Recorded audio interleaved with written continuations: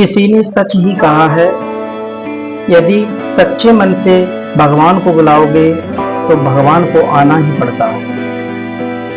तो नमस्कार, जय हिंद साथियों, स्वागत है आप सभी का हमारे YouTube चैनल ओम कंप्यूटर कोचिंग सेंटर में। मैं हूँ आपका अपना भाई, आपका साथी सोम तिवारी। प्रत्येक दिन की बात ही आज भी मैं एक कहानी आपको सुनाने जा रहा हूँ। इस कहानी को सुनकर आपका जीवन ही नहीं, पूरा फ्यूचर बदलने वाला है। इसी के साथ साथ मैं कहानी की शुरुआत करता हूँ। ये कहानी महाभारत काल की है, बहुत पुराने समय की कहानी है। एक बार क्या हुआ, महाभारत का जब युद्ध हुआ था 18 दिन का, तो जो भूमि तैयार यानी मैदान तैयार किया गया था, तो जितने भी पेड़ पौधे, अच्छी चीज़ों के जो पेड़ पौधे थे उनको नष्ट कर दिया गया। तो कुछ पेड़ पौधों के ऊपर चिड़ियों के घोंसले थे, तो उन चिड़िया के घोंसले को भी अलग फेंक दिया गया। बहुत बड़ा भयानक युद्ध हुआ था, जिसमें काफ़ी लाखों एवं काफ़ी अनमोल जिंदगियां चली गई।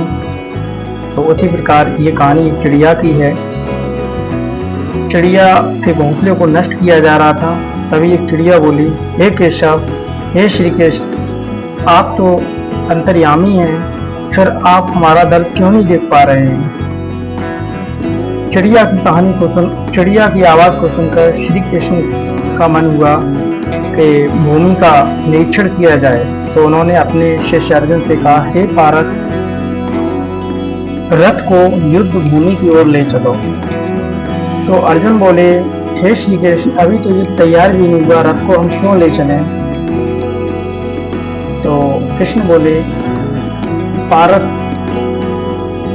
आप एक बार आदेश दीजिए कि हे केशव, आप रणभूमि की तरफ चलें।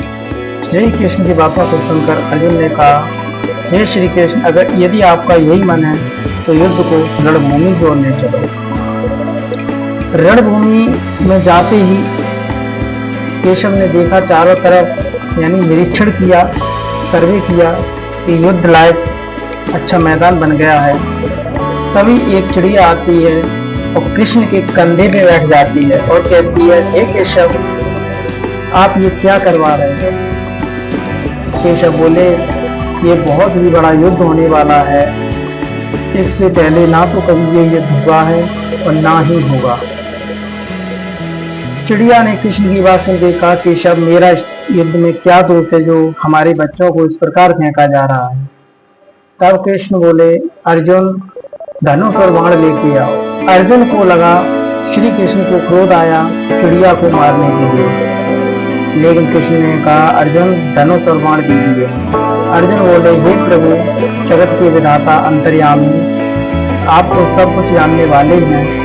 आपने तो एक कसम खाई थी, प्रतिज्ञा की थी कि हम कभी धनुष और बाण को उठाएंगे नहीं, फिर आज आप उस चिड़िया के लिए क्यों धनुष और बाण को मंगा रहे हैं?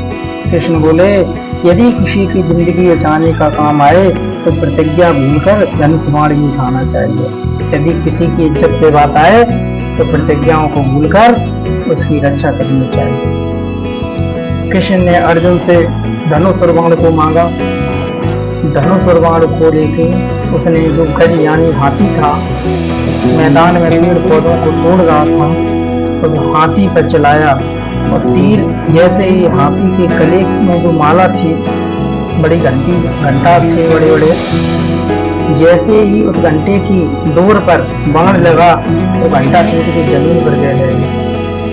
अर्जुन को लगा कि निशाना सही जगह पे नहीं लगा। अर्जुन बोले, केशव, यदि आप आदेश करो तो इस गज को मैं अभी यहीं मार डालूं।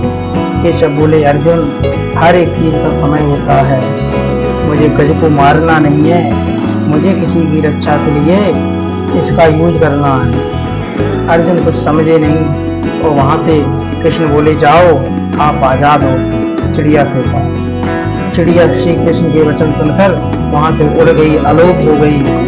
और कृष्ण और अर्जुन घर पर आए और युद्ध भूमि की तैयारी की। 18 दिन जब युद्ध चला, उसके बाद जब कृष्ण और अर्जुन फिर उसी जगह से पहुंचे और कृष्ण ने आवाज चिड़िया को दी, हे जगत जननी जगदम्बा, हमने तुम्हारी रक्षा की, क्या आप मुझे धन्यवाद देना चाहती? चिड़ी उड़कर आई और चिड़िया उड़कर आई और चिड़िया ने कृष्ण से कहा, हे जगत विधाता, मैं किस प्रकार आपको धन्यवाद करूं?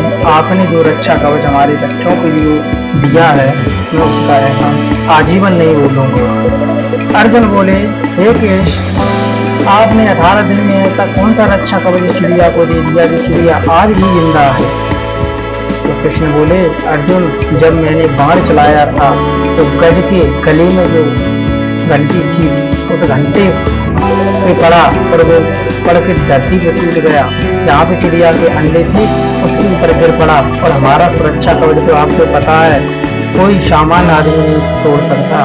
और उस घंटे के नीचे चिड़िया के जो अंडे थे धीरे धीरे बड़े हुए फूट गए। और जैसे ही अर्जुन ने उस घंटी को उठाया, उसमें से चिड़िया के बच्चे उड़े।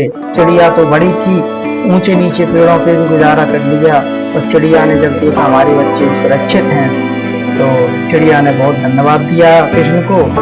और अर्जुन ने कृष्ण का ये रूप देख के कहा, प्रभु, हर व्यक्ति अगर शिक्षित होता तो मूर्ख की कमी नहीं होती। तो दोस्तों, कहानी का कहने का यही मतलब है, ये छोटी छोटी कहानी से बहुत कुछ सीख मिलती है। सच्चे दिल से बुलाओगे तो भगवान को आना ही पड़ता है। आप लोग आस्था पे ध्यान रखिए, भगवान की थोड़ी भरोसे रहिए, अच्छे कर्म करिए। आज के लिए फिलहाल इतना ही, कल फिर मिलते हैं किसी एक नई कहानी के साथ। जय हिंद, जय भारत, शुभ प्रभात।